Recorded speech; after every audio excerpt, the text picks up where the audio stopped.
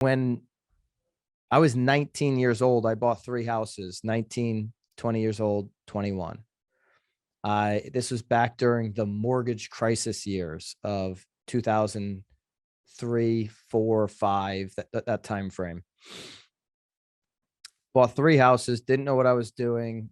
Thought I'm just going to get into real estate and get rich, right? I'm going to make a whole lot of money. It wasn't about any like bigger purpose of actually helping people and also making money. It was just about getting rich. Made every single mistake in the book, bought multifamilies that were in areas that we're never going to appreciate, in areas where when the world falls apart, which it always does at some moment, I was going to be in massive trouble. And then the world did fall apart.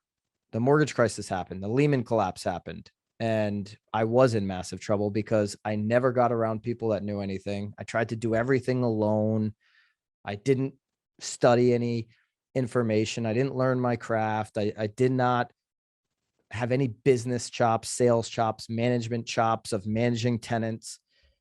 And when everything fell apart and all my tenants lost their jobs and didn't want to pay, but still wanted to live in all these apartments, I lost everything. I lost 3 homes. I went completely bankrupt in real estate. When I got back into real estate as a salesperson, getting my license, I said, my whole mission in the beginning was I'm going to help people avoid the mistakes that I made. I got in 2012 in the worst market in Connecticut. You know, if you look at the graph of Connecticut, 2012 is all the way at the bottom. And I said, I'm going to help people avoid that mistake that I made, where you don't know what you're doing. We as real estate professionals are educators first.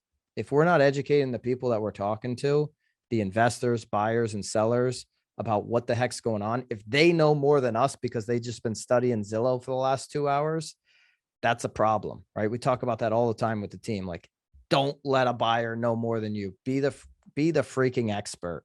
Be a professional, right? Know your industry better than anybody else so that they don't get hurt.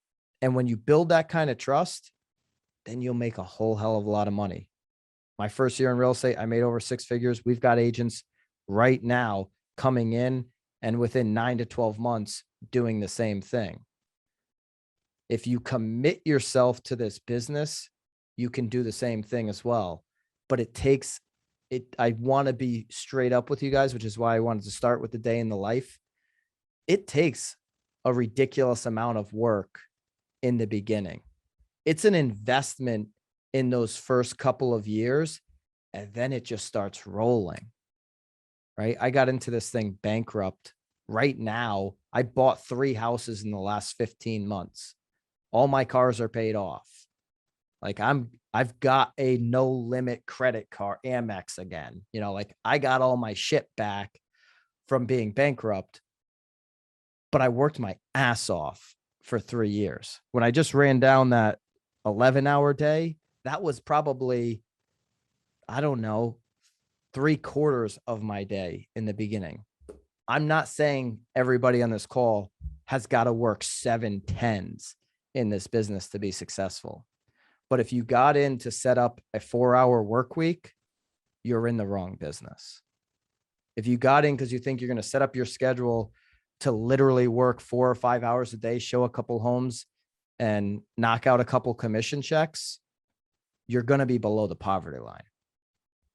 Those agents, the 25% of agents that are doing 75% of the deals, are putting in some serious hours.